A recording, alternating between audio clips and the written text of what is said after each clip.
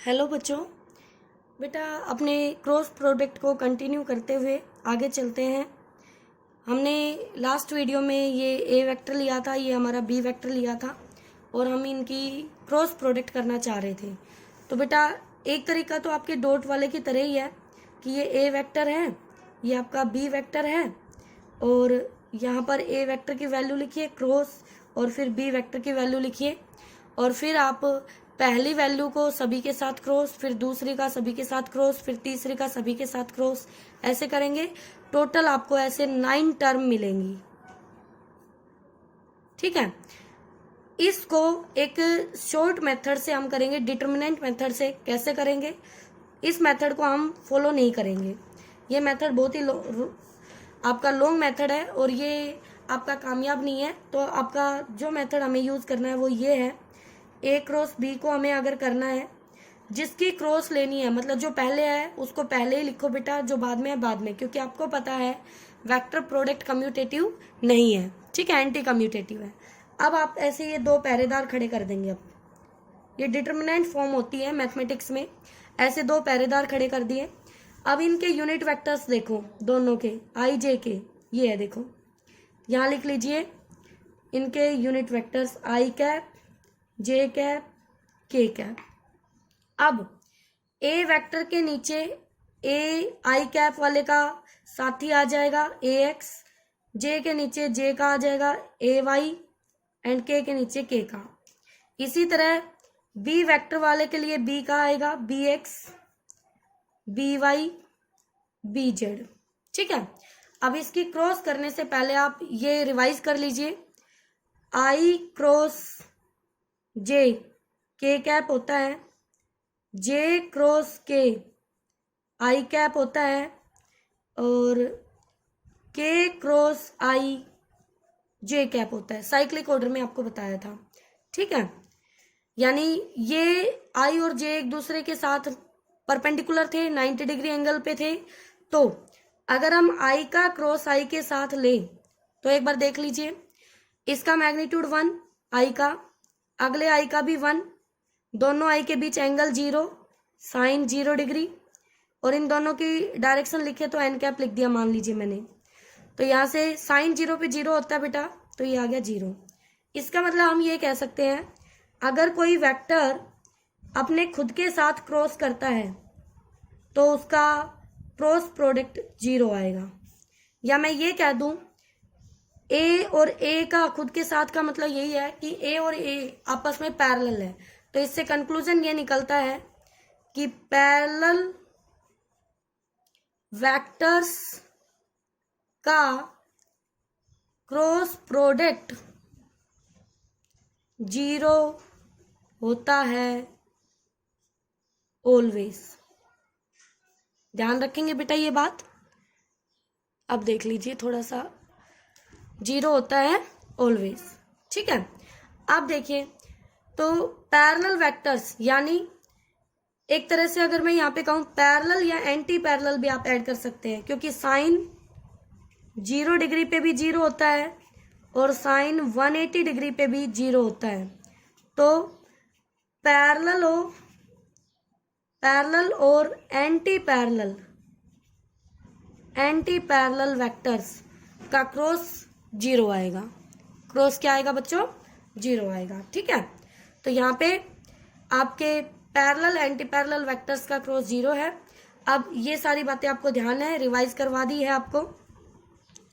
आप अगर ऐसे फॉलो करते हैं, आई जे के, तो आप पॉजिटिव डायरेक्शंस आपको मिलेगी। इस ऑर्डर में चलते हैं, इसके उल्टे चलेंगे तो आपको नेगेटिव डायरेक्शंस मिलेंगी। अब इस रूल को सीख लीजिए बच्चों कैसे करना है। ठीक है, स्टार्ट करें। तो ध्यान से देखें, हमें करना है ए क्रॉस बी और ये हमें एक वेक्टर ही मिलेगा। अब ध्यान से देखो, सबसे पहले हम आई कैप लिखेंगे यहाँ पर, ये, और जो आई के ऐसे और ऐसे, ये होते हैं आपके कॉलम और ये होते हैं रो, ऐसे। तो कॉलम को रो को काट देंगे आई वाली की और यहाँ आई कैप लिख लिया है। अब इनको, ये तो कट चुके हैं बेटा, अब ये जो 4 डिजिट आपको दिख रही है इनका आपस में होगा क्रॉस ऐसे, और वो वैल्यूज यहाँ लिखनी होगी। तो ब्रैकेट लगाना एक, और फिर इनको लिखना AYBZ। पहले जो है उसको पहले AY, उसकी क्रॉस हो गई BZ के साथ, फिर बीच में बेटा रूल के हिसाब से माइनस आएगा, और फिर दूसरे वाले को बाद में AZBY लिख दोगे। फिर अब I के बाद J का नंबर आएगा, J का रो और कॉलम कट करना है। अब तो 4 डिजिट, एक तो ये बचेगी, एक ये बचेगी, बस J के नीचे जो आ रही है वो नहीं लेनी, ये वाली बचेगी, ये वाली बचेगी। तो इसका क्रॉस इसके साथ और इसका क्रॉस इसके साथ, तो J को यहाँ, अब यहाँ एक चेंज है बेटा, ये जितने IJ के हैं, I को आपने पॉजिटिव के साथ लिखा है, देखो बाहर तो कुछ भी नहीं लगाया तो ये प्लस का है, लेकिन J के साथ एक रूल लगेगा कि उसको माइनस के साथ आपको लिखना है, ठीक है। और फिर अंदर जो आपका ऑर्डर बता रखा है वही, जो पहले है वो पहले AXBZ माइनस करके बाद वाला AZBX ब्रैकेट बंद। अब आ जाएंगे हम K कैप पे, तो प्लस K कैप माइनस सिर्फ J के साथ आएगा। अब K कैप वाली ये कट जाएगी, तो ये 4 बच गए, AXBY AYBX। तो जो पहले है उसको पहले AXBY माइनस AYBX, ये आपका रूल है बेटा डिटरमिनेंट यानी A क्रॉस B सोल्व करने का। तो यहाँ देखिए, ये I कैप है, ये इसकी मैग्नीट्यूड वैल्यू है, ये J कैप है, ये इसका कंपोनेंट कह लीजिए, ये K कैप है, ये इसका स्केलर टर्म कह लीजिए, कुछ भी बेटा, ठीक है। तो यहाँ से आपने A क्रॉस B निकाल दिया है, ये एक वेक्टर आ गया आपके पास, ठीक है। फिर से रूल देख लीजिए क्या कहता है। रूल ये कहता है बेटा, मैं यहाँ पे सिखाती हूँ फिर से आपको, ऐसे ही कोई भी वैल्यू लेके, मान लीजिए ये I कैप, ये J कैप, ये K कैप है, ठीक है। और यहाँ पे ले लिया, मान लो मैंने X1 X2 X3, और यहाँ पे ले लिया Y1 Y2 Y3। तो कुछ नहीं है बेटा, सबसे पहले I को लिखेंगे और उसके इनको कट कर देंगे, तो इनका आपस में क्रॉस, पहले को पहले और बाद वाले को माइनस साइन के साथ, फिर J के साथ नेगेटिव लगाएंगे, फिर J वाले को छोड़ देंगे, फिर J को छोड़ के जो बचे 1 2 3 4 ये बचे, इसका इसके साथ, इसका इसके साथ, माइनस के साथ, फिर प्लस K कैप लिखेंगे बेटा, और K वाले को छोड़ देंगे, इसको छोड़ देंगे, ये बच गई पहले वाली पॉजिटिव, फिर नेगेटिव के साथ सेकेंड टर्म, ठीक है। तो इस तरह से आप क्रॉस प्रोडक्ट करेंगे। अब एक न्यूमेरिकल देख लीजिए बच्चों, छोटा सा न्यूमेरिकल है, क्या कहता है, ये A वेक्टर है और ये B वेक्टर है। A वेक्टर में है 2I cap plus 3J cap minus 5K cap, और B वेक्टर में है I cap plus K cap. कहता है mode of A cross B निकालिए, तो कोई दिक्कत नहीं है, ये जो फॉर्म आप सोल्व करेंगे ये वेक्टर की आएगी। तो यहाँ पे A क्रॉस B लिया हमने और I J के लिखा, I के नीचे पहले A वाले के कंपोनेंट, फिर J, फिर K, फिर B के, उसके बाद A के बाद B वाले के लिखेंगे, जो यहाँ मिसिंग है J उसका 0 लिख लेंगे, ठीक है। अब उसके बाद A क्रॉस B करना है, तो I कैप पहले, फिर उनकी क्रॉस, पहली टर्म एज इट इज, दूसरी वाली माइनस साइन के साथ रखी बेटा मैंने, फिर J के साथ माइनस लगाया बच्चों मैंने, फिर J वाली टर्म ये छोड़ दोगे, और जो 4 बच गए 2 को पहले, जो पहले है वो पहले, और बाद वाले को माइनस के साथ मल्टीप्लाई करके लिख दिया। फिर K का नंबर आया प्लस K कैप, और K वाले को छोड़ दिया, 2 को 0 के साथ मल्टीप्लाई, फिर माइनस करके बाद वाले को बाद में लिखा। तो ये A क्रॉस B आ गया है, इसको सोल्व किया बेटा, न्यूमेरिकल नंबर ये आप सोल्व कर सकते हैं। तो ये आ गया 3I cap minus 7J cap minus 3K cap.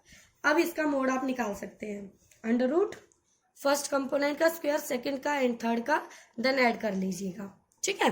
तो यहाँ से ये आ जाएगा A क्रॉस B का मोड। अब बेटा आपने पैरेललोग्राम लॉ ऑफ फैक्टराइजेशन पढ़ा था, this side and this side. तो पैरेललोग्राम का अगर एरिया निकालना हो तो हमारा जो क्रॉस प्रोडक्ट का मैग्नीट्यूड आता है वो उस पैरेललोग्राम के एरिया के इक्वल ही होता है। तो 2 वेक्टर दे दे, किसी पैरेललोग्राम की 2 साइड 2 वेक्टर की फॉर्म में है, और उसका एरिया बताइए तो आप उसका क्रॉस प्रोडक्ट निकाल लेना और उसका मोड ले लेना, ठीक है। तो मोड लेके वो उसका एरिया होगा। ट्रायंगल का, ये ट्रायंगल अगर कहें तो ट्रायंगल, दो ट्रायंगल बन रही है इसमें, देखो ऐसे, तो इसका हाफ कर देंगे, वो ट्रायंगल का एरिया हो जाएगा, ठीक है बेटा। उसके बाद कुछ फिजिकल क्वांटिटी है जो क्रॉस प्रोडक्ट से मिलती है, जैसे टॉर्क आप आगे पढ़ेंगे यूनिट 5 में, एंगुलर मोमेंटम ये भी आप आगे पढ़ेंगे। तो टॉर्क फोर्स और डिस्प्लेसमेंट का क्रॉस है, लेकिन एफ क्रॉस आर नहीं है, आर क्रॉस एफ है, ठीक है बेटा। Angular momentum r cross p है। Instantaneous velocity omega angular velocity, ये सारी टर्म्स आप रोटेशनल मोशन में पढ़ेंगे, ठीक है बेटा। तो कंफ्यूज नहीं होना है, सिर्फ यहाँ पे फॉर्मूले ध्यान रखें आप, क्योंकि अगर वेक्टर गिवन है तो आप उस फिजिकल क्वांटिटी को उनकी क्रॉस के थ्रू निकाल सकते हैं, ओके। अब देखिए, अब है हमारे पास एक एग्जाम्पल, क्या कह रहा है इस एग्जाम्पल में, ध्यान से देखना, इंपॉर्टेंट क्वेश्चन है। Find a unit vector perpendicular to 2i cap plus j cap plus k cap and i cap minus k cap both. एक वेक्टर ये दे दिया बेटा और दूसरा वेक्टर ये दे दिया, और हमें इन दोनों वेक्टर के परपेंडिकुलर यूनिट वेक्टर निकालना है। तो अगर हम इन दोनों के परपेंडिकुलर वेक्टर निकाल ले और उसका यूनिट वेक्टर फाइंड आउट कर ले तो हमारा आंसर आ जाएगा। पहला तरीका ये है। दूसरा, आप मान लीजिए ये a है और ये b वेक्टर है, तो a क्रॉस b होता है a का मैग्नीट्यूड, b का मैग्नीट्यूड, साइन ऑफ थीटा और n कैप, और ये डायरेक्शन वो डायरेक्शन है जो परपेंडिकुलर है a और b के, और ये यूनिट वेक्टर है, ठीक है। जिसके ऊपर टोपी है वो यूनिट वेक्टर है। तो यूनिट वेक्टर यहाँ से क्या आ गया, a vector cross b vector upon में A B sine theta. A B sine theta का मतलब है a क्रॉस b का मोड। क्या मतलब है, a क्रॉस b का मोड। तो बेटा पहले a क्रॉस b निकाल लीजिए, वही तरीका मैंने आपको बताया। a क्रॉस b आई जे के, पहले a के कंपोनेंट फिर b के कंपोनेंट, फिर पहले i को लिखो, उसके ये टर्म्स क्रॉस करो आपस में, फिर j को लिखो माइनस के साथ, फिर उसकी टर्म्स को करो आपस में, फिर k को लिखो, उसकी टर्म्स को सोल्व करो, ठीक है बेटा।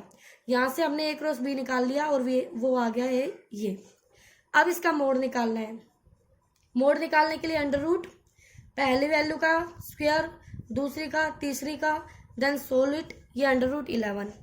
अब आप सोचे कि हम ए बी साइन थीटा से ही कर लेते, क्योंकि ए भी पता है बी भी पता है, लेकिन बच्चों हमें थीटा नहीं पता, तो ये फॉलो नहीं कर पाएंगे हम, इसलिए हमने इसी का मोड ले लिया, ठीक है। तो यहाँ से एन कैप होता है दिस, हमने दोनों की वैल्यू पुट की और यहाँ से रिजल्ट आ गया, ओके। नेक्स्ट क्वेश्चन में क्या कहता है, ए और बी दो वेक्टर हैं जो दो पैरेललोग्राम की साइड्स की फॉर्म में रिप्रेजेंट है, और हमें उसका एरिया ए बी बाई 2 दिया है, तो हमें एंगल बताना है ए और बी का। तो उस पैरेललोग्राम का एरिया गिवन है बेटा, और हम जानते हैं किसी पैरेललोग्राम की दो साइड अगर किसी वेक्टर की फॉर्म में है तो उन दो वेक्टर का क्रॉस और उसका मोड एरिया देता है पैरेललोग्राम का। तो क्या ये एरिया हो गया वो, और इसको गिवन एरिया के इक्वल रख देंगे, यस मैम। यहाँ से सोल्व करेंगे, थीटा अपने आप निकल के आएगा और ये आपका फाइनल रिजल्ट होगा दो वेक्टर के बीच का एंगल, ठीक है बच्चों। किसी भी तरह की कोई दिक्कत है बेटा तो आप डिस्कस करें, ओके।